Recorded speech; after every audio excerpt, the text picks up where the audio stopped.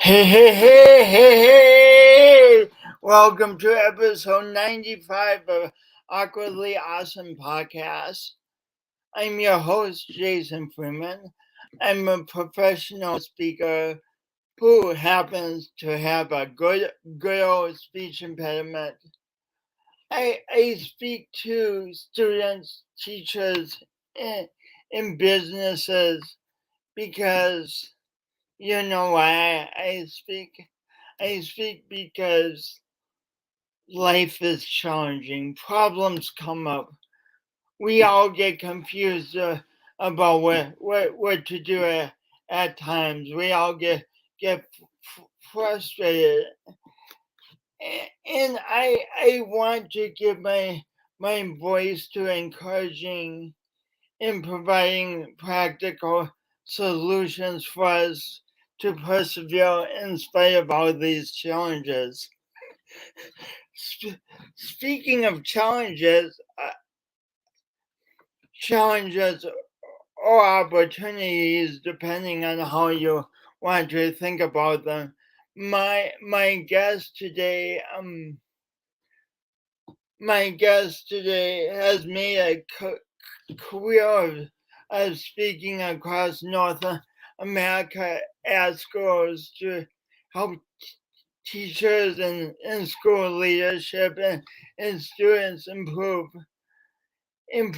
the way things are done and to meet the challenges before them and come up with innovative ways to solve them instead of just saying nothing's going to change. So without further ado, please welcome Tom, but I guess a little further ado. Okay, here's further ado. Today's guest, Tom Hierck.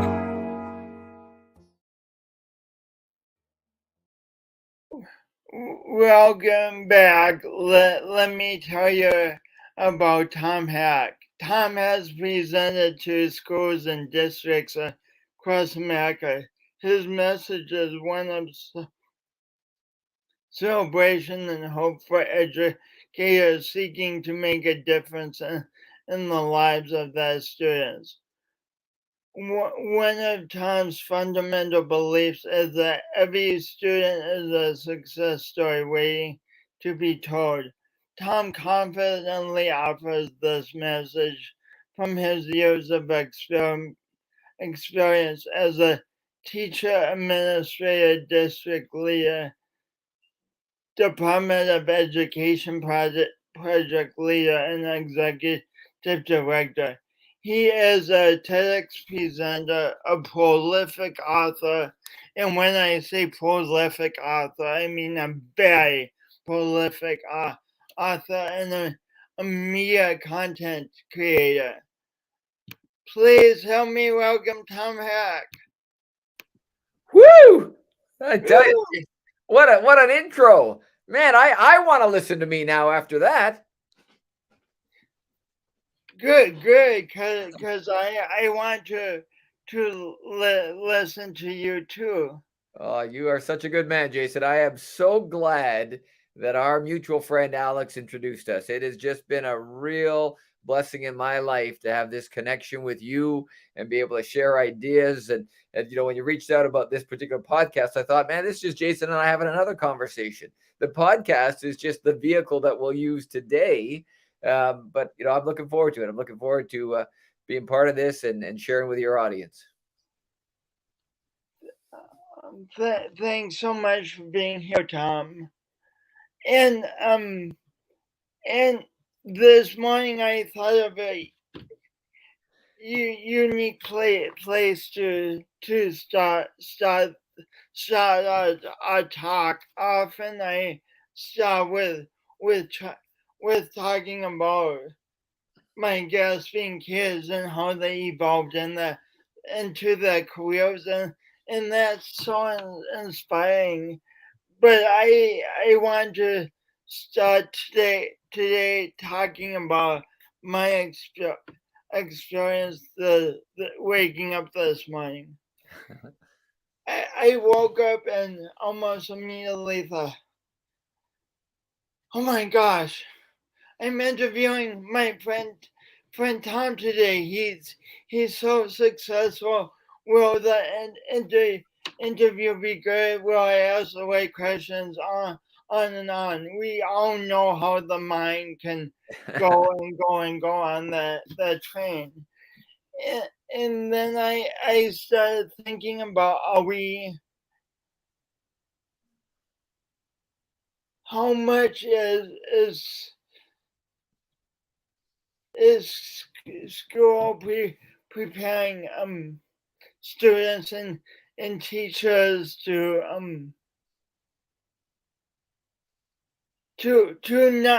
not be careless. I mean, none of us wants to be like, oh, 1 plus 1 is 10 when we know perfectly well 1 plus 1 is 2. But how much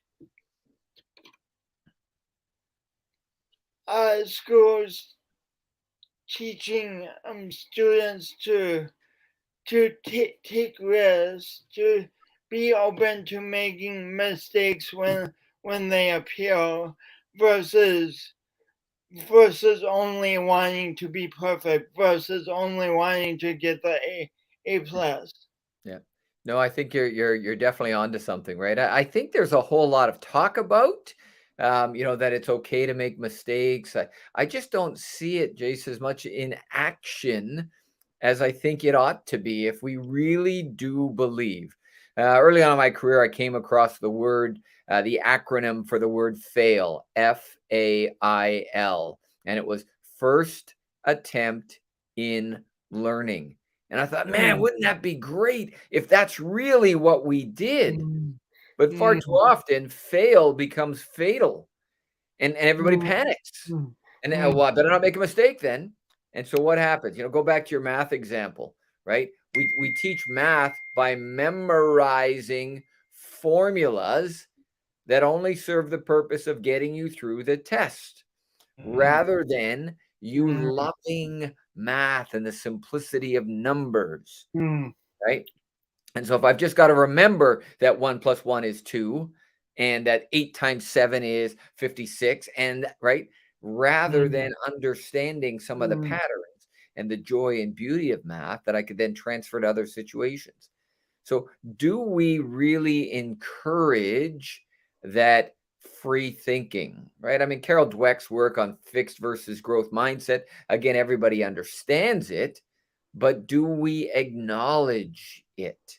Or do we continue to hold out the rewards, right? The candy.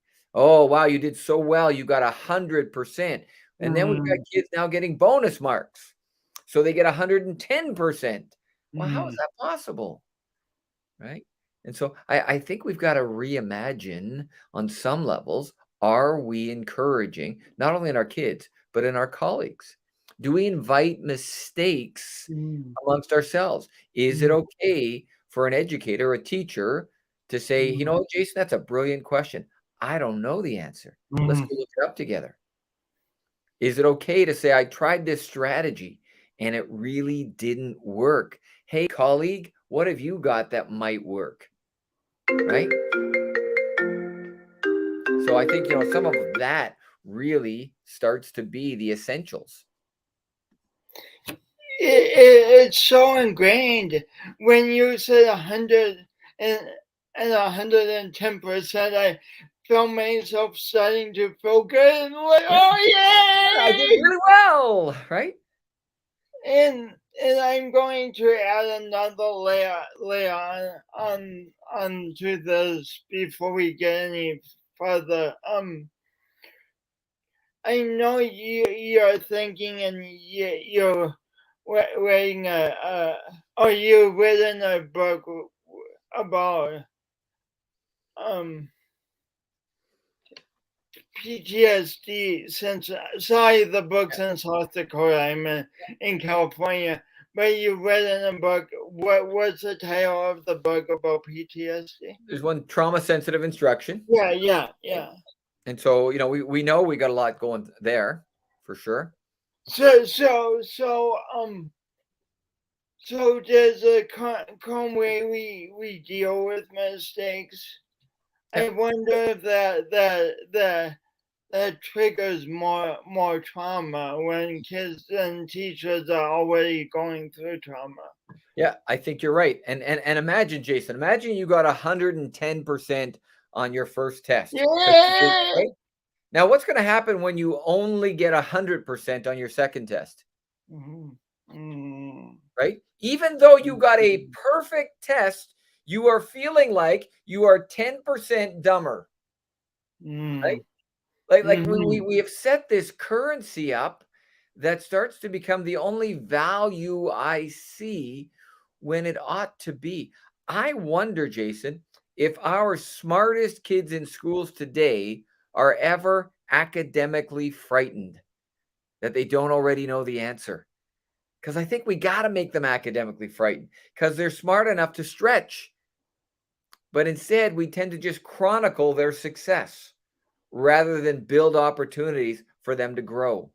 Would you elaborate on what you mean by academically frightened? I've never heard that term. Yeah, so it's a term I made up, and I'm hoping, Jason, through your network now, it's going to get big play.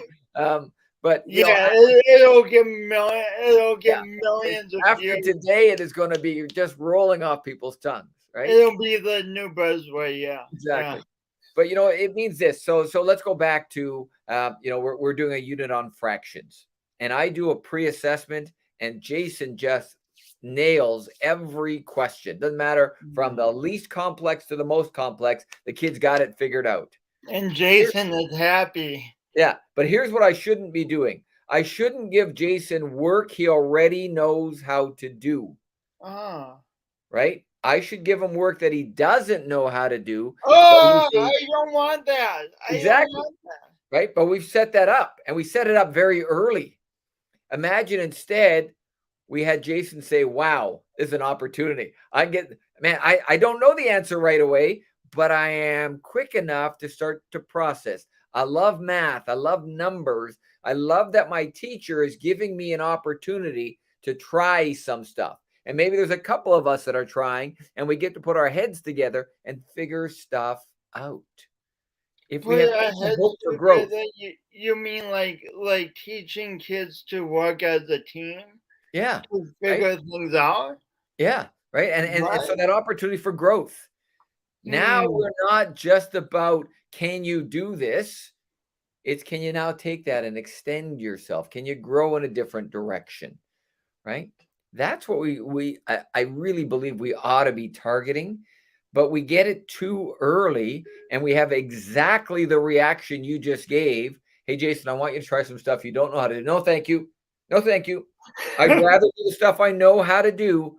I don't mind if you give me 10 more of the same because I can do them really well and I will take the extra credit. Well, we're not growing that kid, right? Mm. And as a result, we have a bunch of kids who arrive without any abilities to really stretch. Now that you mention this, like in my daily life as an adult, the problem that challenge me I don't always get problems I know the answer to in my Exactly. daily life Right? as an adult. No, right? I mean, imagine that. I mean, it would be on some levels a pretty dull existence, right? If everything you were asked to do every day was what you already knew how to do. Mm. I get it. There's times you just want to be comfortable, right? There's times when you just don't. But you know what? Isn't it exciting? I mean, Jason, look at your life. Hasn't your most successful moments been when you've overcome things? Not, I mean, do you celebrate every day? Wow, I tied my shoes again. Win. No, When? right? There are things now that once we get through that hurdle, we want to go to the next hurdle.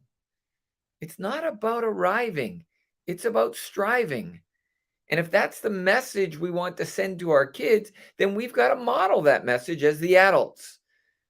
Everybody listening into your podcast, Jason, I am convinced they will have done amazing things. Now we need to get them to do some more amazing things, right? It's about striving. It's about pushing through. It's about growing.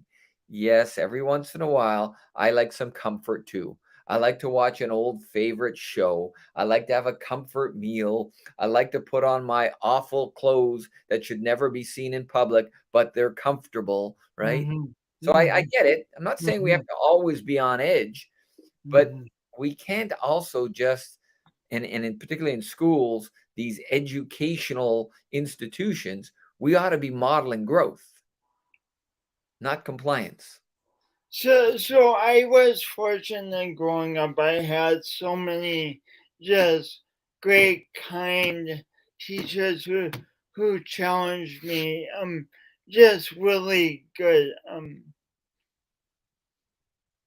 But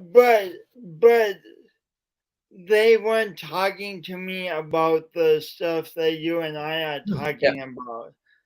So where's the disconnect? Yeah. Right. And as I said, I think lots of times there's lots of conversation about it, lots of talking about, but we seem to lose it when it gets to doing about. Right. Now, I get it. Before you do, you should have the precursor of the talk. But if you get caught in the talk, that's all we do is talk, talk, talk. Okay. Right. We've all been through flavors of the month, but is it helping us? Right. So so throughout history, there's been times of drastic change and drastic innovation, like once there wasn't electricity and suddenly the lights literally came on, and that keeps improving. How did the educational system get to one of those points where there's a new level of innovation? So again, I love your use of analogies, Jason, because you know what you talked about, the light, right? Well, guess what? During the pandemic, the light in education went out. Now, Mm-hmm. the easy thing to do would be to go back and even though the Mm-hmm. wiring was faulty, just flip the fuse and put it back on. Mm-hmm. Hopefully, in the darkness, and we're not finished, by the way, with the darkness. We're not out of the pandemic yet. But hopefully, in this darkness, people are being innovative. They are creating, they are looking at new opportunities. Look, you and I would not have been able and had not really thought podcasts, this method of communication has exploded. And I think the pandemic highlighted how cool this is. That's a good learning that we can Yeah. connect this way, that we can connect with anybody, right? So, what are the things that this very dark time in education has given us and shone a light on that we ought to take forward? I don't want to go back to the old normal when people talk about that, right? They talk about this so glowingly. I can't wait to get back to the old normal without recognizing all of the faults the old normal had. So, Jason, here's another new word I coined. The word is nostalgia. Nostalgia. So Tell it, me it's about what's nostalgia. nostalgia is the word I use to describe those people who only remember the good about the good old days, Nostalgia. right? So, So, so they so forget all of the maybe your difficulty. next book you're going to write as a dictionary. Exactly, right? Some new terms that we ought to be popularizing. And those are the people who want to go back to. And it's like, wait a minute, there were lots of flaws in that. And we can't, now that we've had those flaws exposed, cover them up, right? If I find the wood on my house is rotting, I shouldn't just put a fresh coat of paint on and think, hey, it's all right now. It looks better. We can't. I'm not even sure new normal fits for me because normal is so constraining. It has parameters. And that's why when I talked with you previous, I said, look, I want to go forward to a new better. What have we learned during this difficult time? What do we know before? Let's add these two together and make a new better. Speaking of New Better, we have our mutual friend Mike Hey, our Crabtree buddy came Mike on. Crabtree. Hey, Just hey, that doesn't now you had a chance to talk with my friend Mike. Doesn't Mike have the coolest tone going? He's got the coolest voice going. He just draws you right in. And he is really quite a smart fella. He doesn't want anyone to say that. He wants to be very humble, but he's a really smart fella. I've learned a lot from Mike. and he's kind and he tells amazing stories. Yeah. And he's a pretty good musician too, I hear. And he's a good collector of stuff.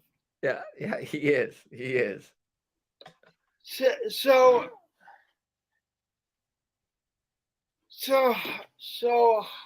how do we not just take the path of least resistance and go back to what kind of worked before, but what like getting back to the light analogy, the kerosene lanterns work. They provide a light. Sure. Yeah. They did. How do we not go back to the kerosene lanterns and candles? Sure.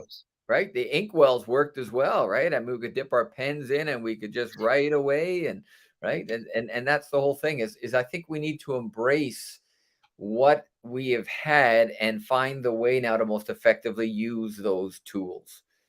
Right. We've got to be creating schools, classrooms for kids' futures, not parents' pasts. Again, I know comfortable sometimes is a desire, right? But when comfort gets in the way of progress, I don't think we're doing ourselves any favors. Right? So we know our kids are going to a world that is different. We have seen this. As I said earlier, we're not through the pandemic yet. It's going to be year 4 of a school being impacted by the pandemic. Year 4. Right? So it'll be a 4th school year. Right? Think about year 4. It's just craziness, but that's where we're at. So how are we going to arm? How are we going to learn from this? Right? What are the things that really are important?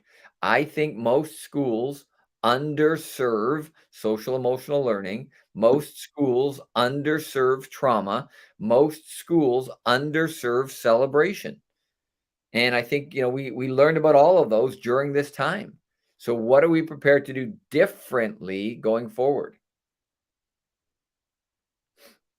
So I have to go with the juiciest fruit first. So how can schools better serve celebration? Yeah, right. I love that. Oh yeah, right. And and it's funny because on the big picture stuff, if you were at a high school, Jason, and you won the state championship, man, we shut down school for days. We had celebration, we had parties, we had a parade.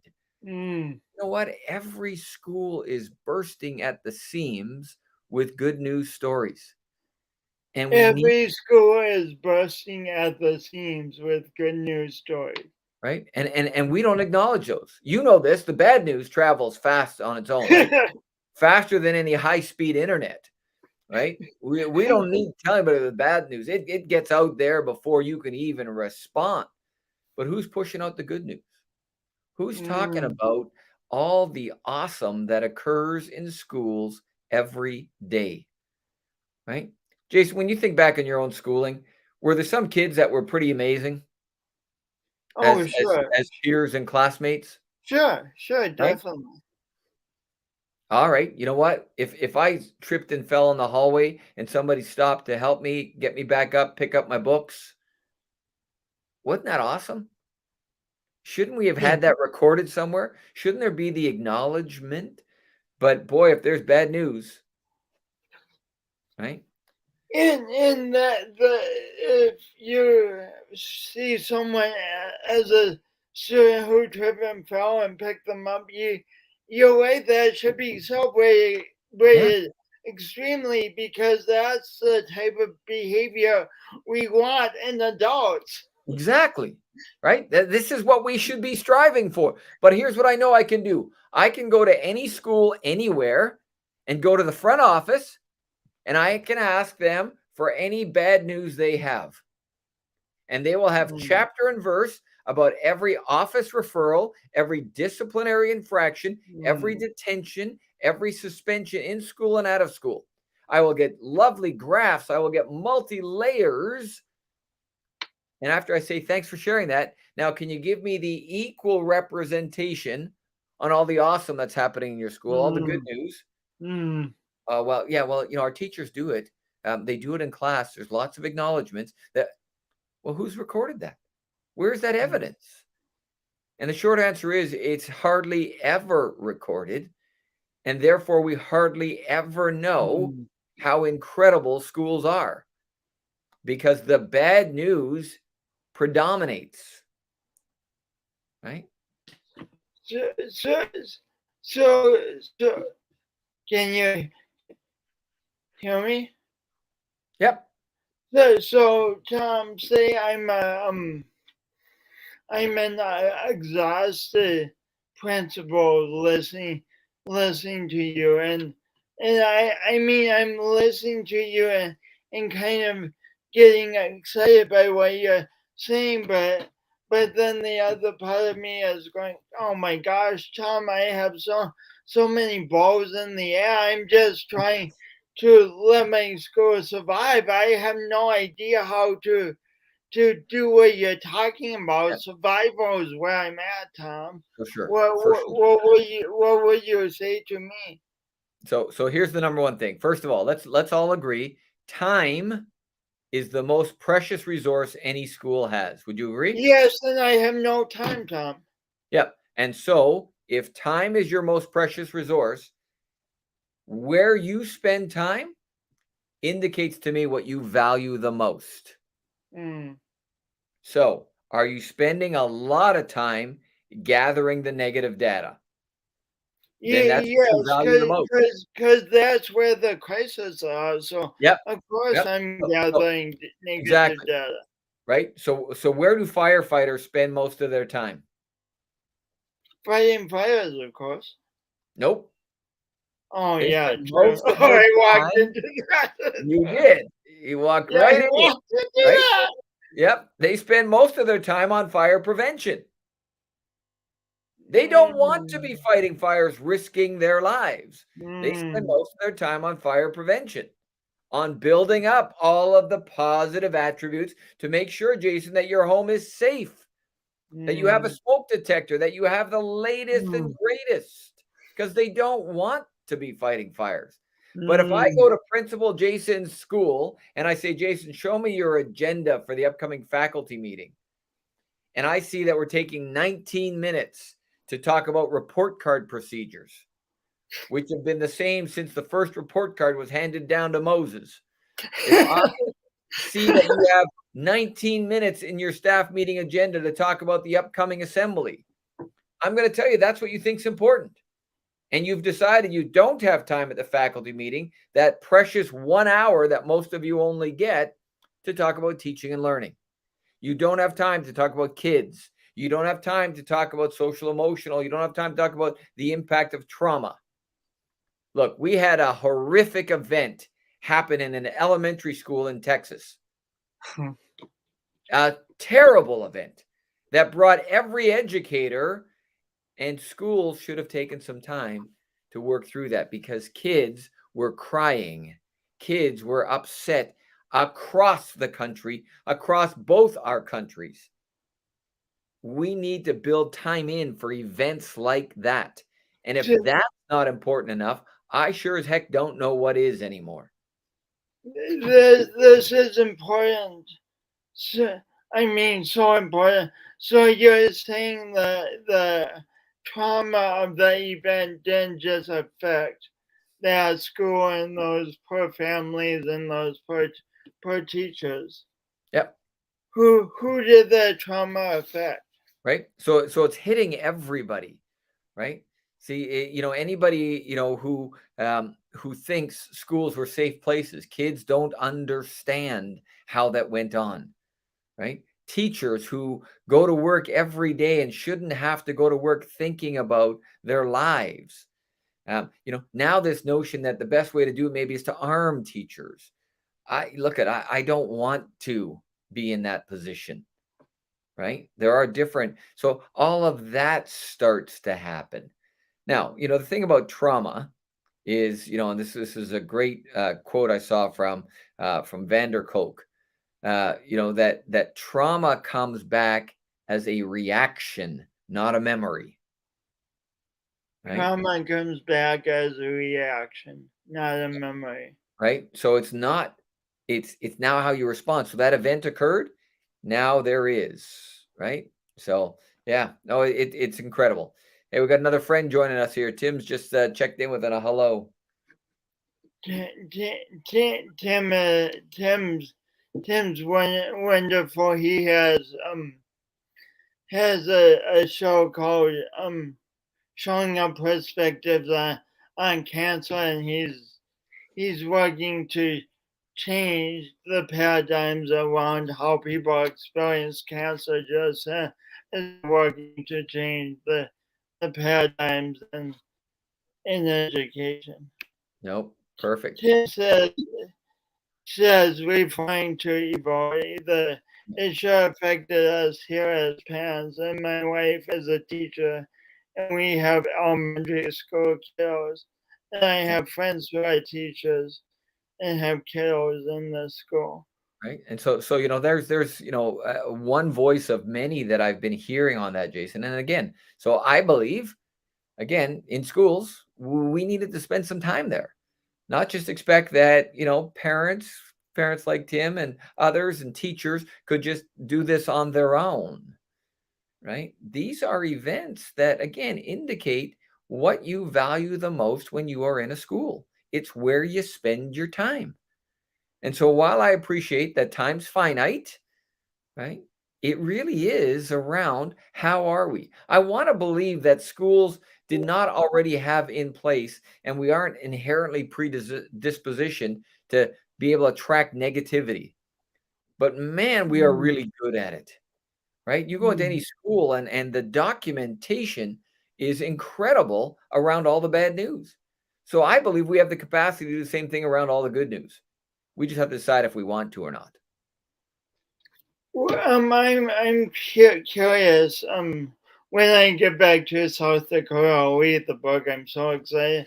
But what does spending time with around trauma in school in a healthy way? What does that look like? So I think part of it is this whole recognition of emotions, of the ability to talk through your emotions, of the capacity to generate something else, right? So when kids come to school on a Monday morning, I think teachers are excellent observers of the human condition. They can tell, hey, wow, little Tom, it looks like he is wearing the same clothes that he wore home on Friday. Looks a little rough around the edges. You know what? Instead of plowing through to the math lesson today, maybe we're going to have a conversation around some other aspects, right? Around reconnecting kids with their purpose and their passion. Do we build in that opportunity? Do we have a class sort of meeting at the start of every day to ground everybody in? Do we talk about feelings? Do we talk about emotions? If 3 kids come in off the playground and we can see that they are jawing at each other, is it really wise to go ahead with the lesson? Or should we have a little bit of a timeout and start to help them process through some of what they are going through? The latest data would indicate that 1 in 6 kids is going through complex trauma. All right, so let's think about a typical classroom. What is that, 5 or 6 kids in every classroom? That's now. We know that this thing called life, we're all going to experience trauma at some aspect. So we're not just talking about a small group of kids. We're talking about how we prepare people for life. We are all going to face some hardship, right? And so we got to arm kids with the abilities to do that. On a technical note, how is complex trauma defined?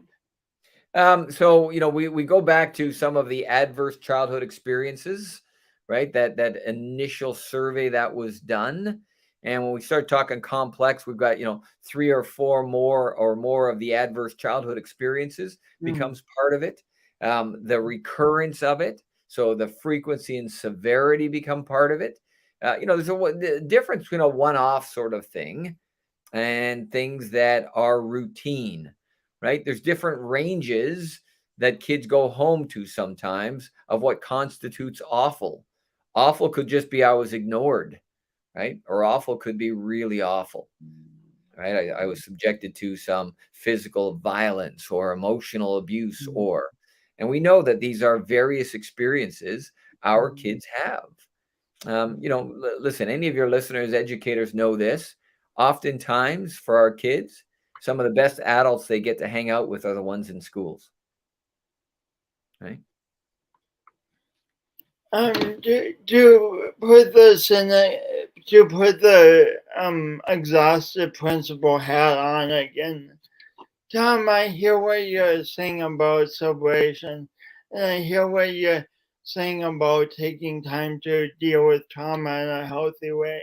Yeah. But I have to have my teachers preparing my students to do good on the test, or else we don't get the funding. Yeah. So where's the time, Tom? I don't get it. So here's and I love those questions because I had the good fortune of writing a white paper with Dr. Kent Peterson, who I think is one of the big gurus on positivity, positive culture. He wrote a couple of groundbreaking books with Terrence Deal that any of your audience might want to look up, Kent Peterson and Terrence Deal. The white paper Dr. Peterson and I wrote is called the Positivity School Culture Inventory, and we talk about trying to get a 4-to-1 ratio of positive to negative. And in that, it's amazing what the spillover is. So in these schools, and we looked at 645 schools over a 7-year period. That's a big study. Cataloging 152 million behavioral referrals. And in that, it emerged that the schools that were getting close to that 3-to-1, 4-to-1 ratio, what they focused on were all the positive attributes. And by the way, it led to improved literacy and numeracy scores. It led to improved attendance. It led to improved interaction, improved self-regulating behaviors. It led to better interactions with teachers. It led to kids feeling better about themselves, pursuing growth opportunities. So we know it's really about a choice you make. If you want to have the best academic outcomes, this goes hand in hand with creating this positive school culture. They aren't an add-on. They aren't detracting from. And in fact, the evidence would suggest they actually support greater outcomes, higher achievement than those schools who ignore it and focus only on the negative. So I'm going to put on a cynical viewer hat for a minute. You got a lot of hats today, Jason. You got a lot of hats today. So yeah, I love my hats, but so someone listening might well say, well, easy for you to say, Tom, you probably had the perfect childhood and the perfect upbringing and all of that, but would that assumption be accurate? No, right? So I mean, I listen, and I get that often. I grew up as one of 8 children, and people think, oh wow, that must have just been. It wasn't. I grew up a child of poverty, a child of abuse, a child of neglect. I've lost a number of my siblings already to the ravages of drugs and alcohol and poor decision making. Most of my siblings, most of us children were abused, sexually abused by my father. It's not been a bed of roses. I owe everything I have today to teachers who look beyond my current misbehavior, my current struggles. I owe a lot to this amazing woman I met in my 2nd year of university who has stood by my side throughout all of this. And we've produced these 3 amazing kids and 6 amazing grandbabies. And you know what, Jason, here's my goal today. I want to be the kind of human being my grandkids think I am. Right. Mm, Um, and mm, so they push me to be, mm. because they are just amazing. They just see you and you're just grandpa. And so that's what I want to be, is the kind of person they think I am. So no, it's not been a bed of roses. It's not been an easy journey. It isn't without its emotional scars. It isn't without its daily, on some occasions, necessary battles with some of the demons. But life is lived in front of us, not behind us.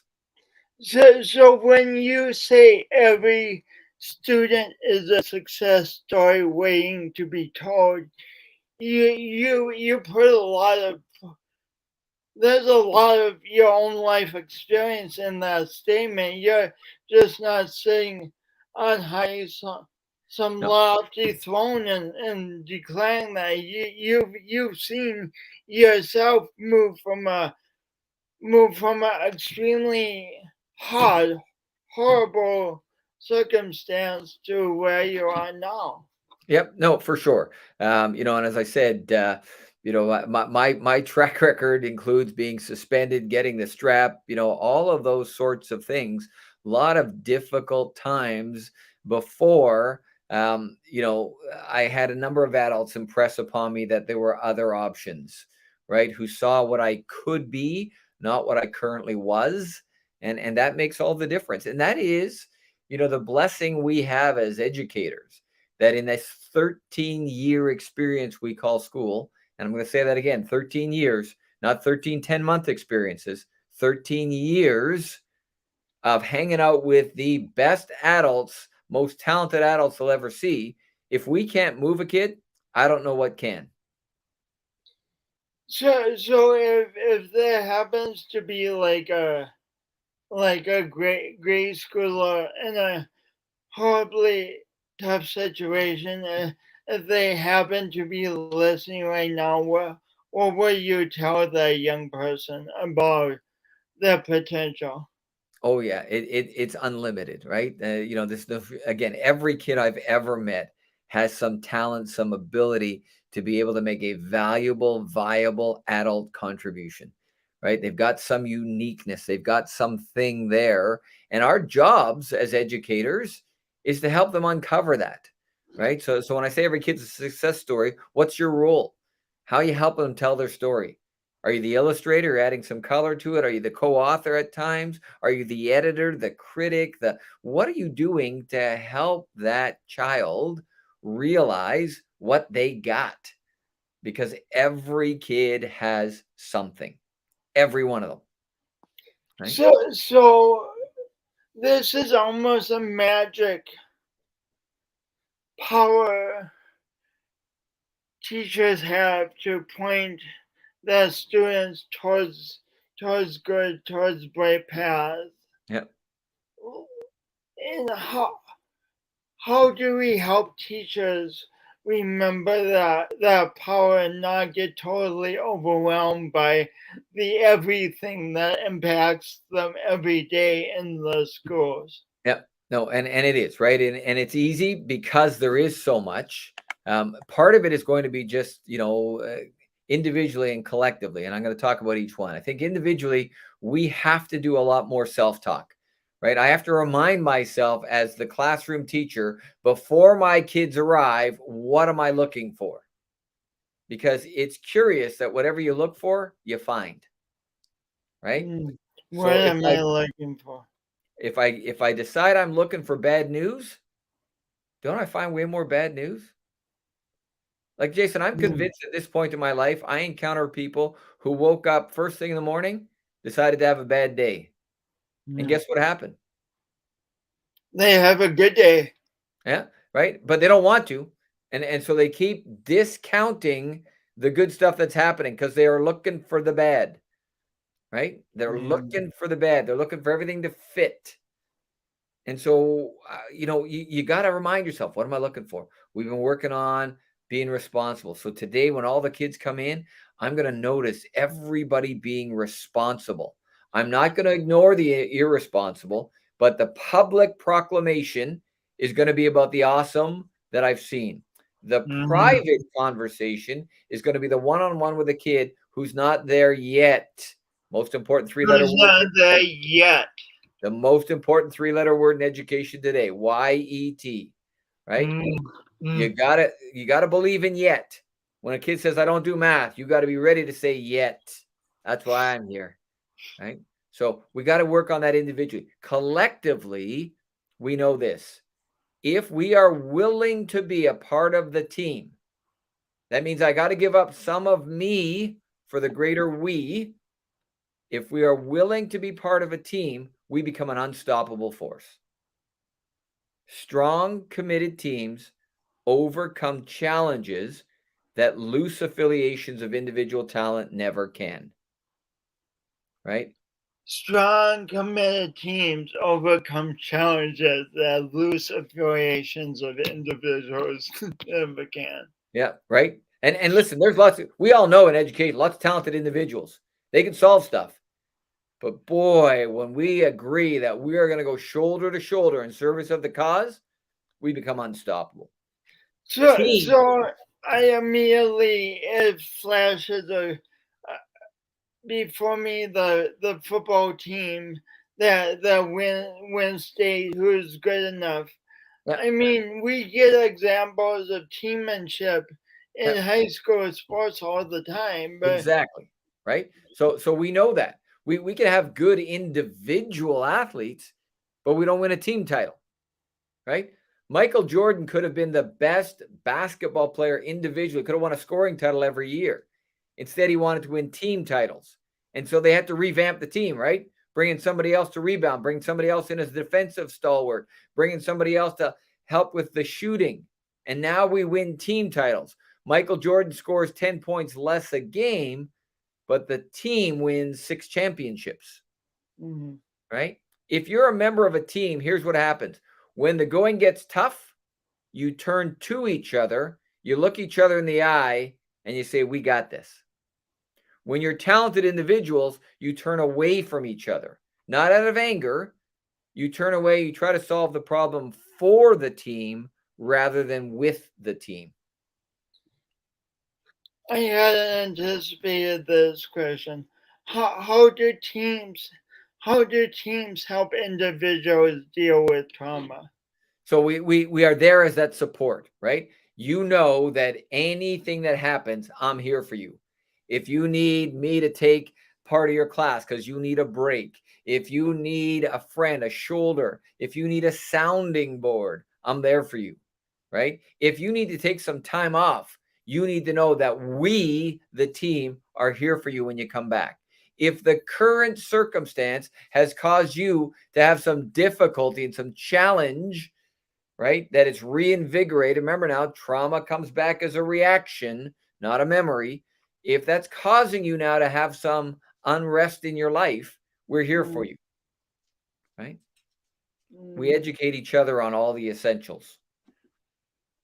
So in my business, I talk about the power of doing our imperfect best. And what it means to me is we have a vision of the best we want in our lives and the best we want to create in the world. Then when the mistakes come up, instead of using them as reasons to stop, we use them as reasons to reinvigorate and go towards the best. Yep. What does doing your imperfect best mean to you, Tom? It means that when you encounter the brick wall, you know you got to plow through it, right? Randy Pausch wrote a book called The Last Lecture. He was diagnosed with terminal cancer. He was a college prof. He wanted to get some messages out to his students before his time was up. And he talked about brick walls. And he said, brick walls are just there to determine how badly you want something, right? I think sometimes, Jason, people start a new endeavor looking for the brick wall. They're looking for the reason why they can't rather than the reason why they can. Look, we know, right, that there are hardships in life. We all face them. Here's what I know. The first person through the brick wall gets bloodied a little bit.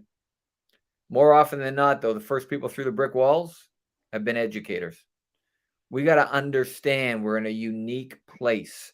We have this great opportunity, unlike most other professions, to shape the future, to shape every community we live in, to get the message forward.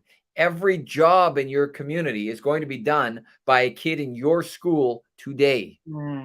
How do you want those people going forward? What do you want them to believe about themselves? Right? That's our responsibility. If I ask you how to describe a successful school graduate after 13 years, we can list all of the attributes, right? And they're all going to be in those areas, I believe, because I've done this hundreds of times now, in the areas of social emotional learning, in the areas of self-regulating behaviors. Now, I think we all know you need to know how to read and write and do basic math, but those skills hardly ever come up. I've not ever had anyone identify for me, well, you know what? A successful graduate is reading at grade 12 reading level and can do the quadratic formula. Right? It just doesn't come up. They can quote Macbeth. No, we talk about all these other things. I need them to be confident. I need them to be responsible. I need them to be self-starters. I need them to persevere. These are all attributes I get routinely shared with me. And yet I wonder sometimes, where are we focusing on those in the school year? Is it okay that being in education is immensely challenging? Oh, it is. Or is that okay, or should we expect it to be really easy? No, it'll never be easy, simply because the variables constantly are changing. It's messy, it's uneven, it's complex, and that's always part of it. Listen, I think most anyone who got into education understands this, Jason. Education is not a job; it's a lifestyle. Education is not a job; it's a lifestyle. Right? You don't become an educator for a 9 to 5 shift. You don't become an educator for the money. My goodness, I think every educator has taken a vow of poverty, right? It's unfortunate, but it's true. My kids grew up in a school gymnasium because I was working in schools and I was coaching teams because I knew that was part of the service I gave my school community.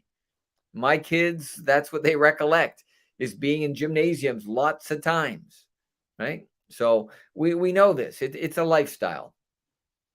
Lastly, this has been such a great conversation. Thank you. Lastly, what words of encouragement do you have for teachers and school administrators and parents? Yeah, and I know you saw my last minute musing, Jason, that I just posted, right? There were Yeah, two yeah, things that I gave to people. Number one was to make sure that you take care of yourselves. Self-care is healthcare. I think that's another thing we learned during the pandemic, that it's okay to give some grace to self and to exercise grace for self. And so I want people to make sure they do that. And the second thing was to remember what they got in this for.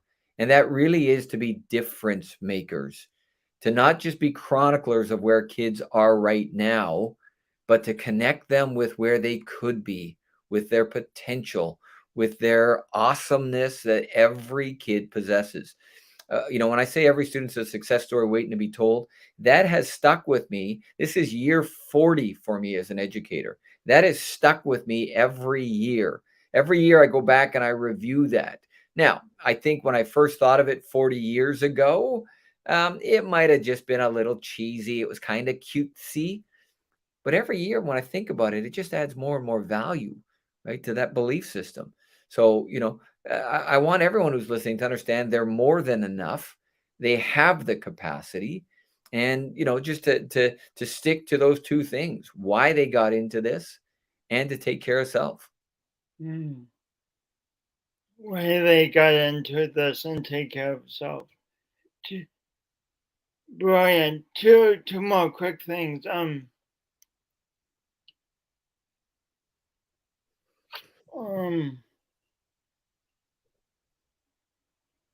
Dude, I lost the thing. One is how can people? Oh, the first one for the record, for the official record. How many books have you written up to today, Uh, August 2022? so I've got books that I've either authored or co-authored. There are 22 now books with my name on the front cover. So it's been a real treat. And listen, again, it's really dependent on the brilliance of others. I mean, I ran out of my own smart stuff halfway through the first book, right? So a lot of this has been what I get to learn from so many people along the way and get to share. So yeah, 22 and counting. For anyone viewing this, that's a prime example of modesty right there. What Tom just said is being very modest. It's a great example of modesty. Congratulations, my friend. It takes a lot to write a book, and you've done that a lot, 22 times so far. It's been a lot of fun. I still enjoy it. And then how if people want more what you're talking about, what's the best way for them to contact you? So website's the easiest, just tomhierck.com. Gmail is just first initial last name at gmail.com. So those two best ways. So Tom here, H-E-I-E, right? Hierck. Yep. Oh yeah, I'll put it up right now. Well, thank you so much, my friend, for this powerful conversation. I am inspired to think even of how I can accentuate, how I can focus more on the positive in my everyday and a lot of other things. Hey, Jason, you know what? Yeah, you talk about modesty. You're living proof of that, my friend. You are one of the most positive people I encounter. So I think you take every moment to accentuate the positive. And as I said at the outset, it's been a real treat connecting with you. It's been a real quick hour. It's gone by very fast, and I've enjoyed it once again. So thank you.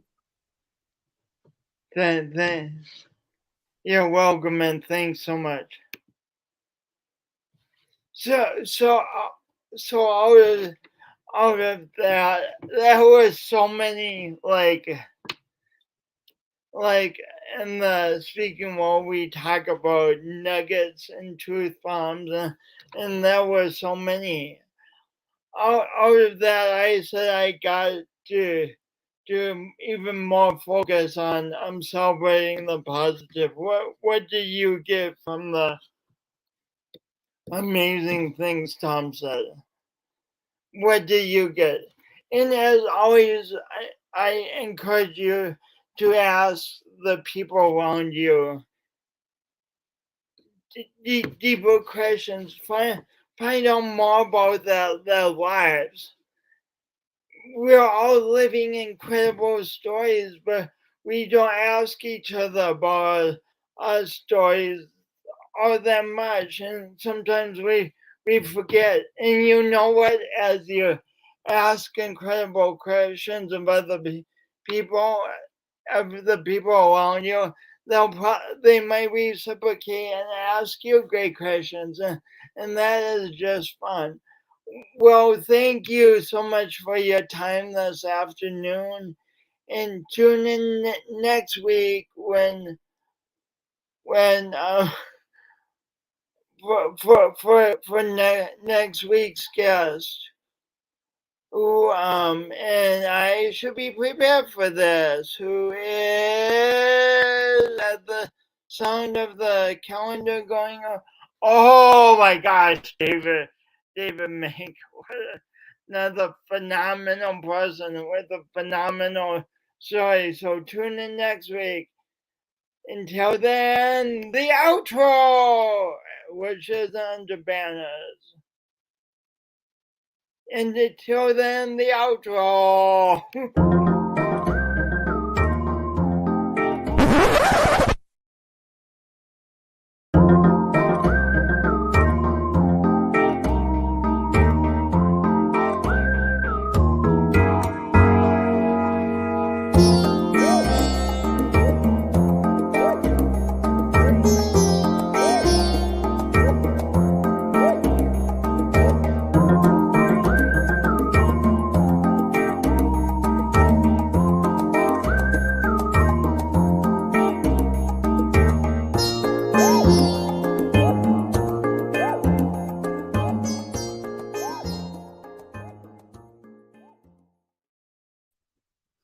Hey, Tom.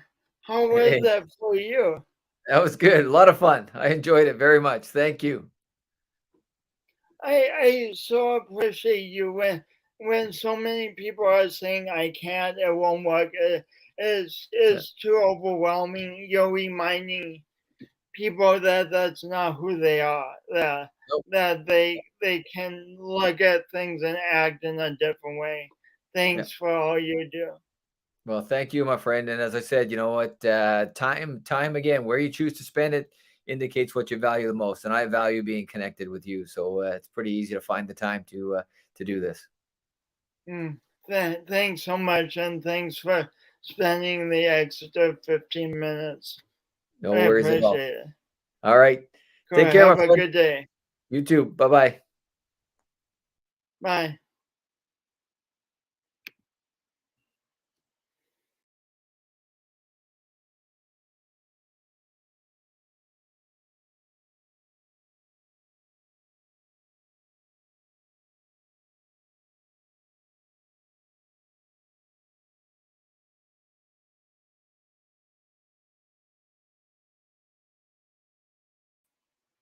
And sometimes I'm always talking about doing my imperfect best, and perfect would have been to end the broadcast at way when I was supposed to, but I didn't remember. So and I noticed my mistake. So I'm ending it now. Have a great day. Thanks.